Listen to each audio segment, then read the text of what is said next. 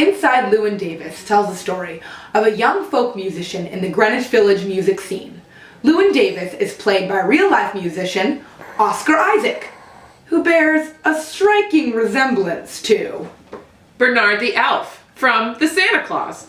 He totally does! Featuring Catharine Savage. Hi! This segment is called Elephant in the Room. In this segment, we take something which we noticed, but which the movie failed to address. See, not only do these two actors look alike, the characters they play also share the same crotchety and grumpy disposition, making this Oscar-nominated film not all that different from a 1994 Tim Allen Christmas classic. Santa baby. And yet, that never got an Oscar nomination. Stupid Academy. Hey, maybe these are really just the same guy.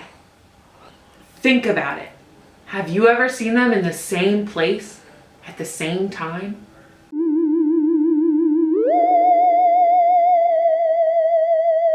Whoa.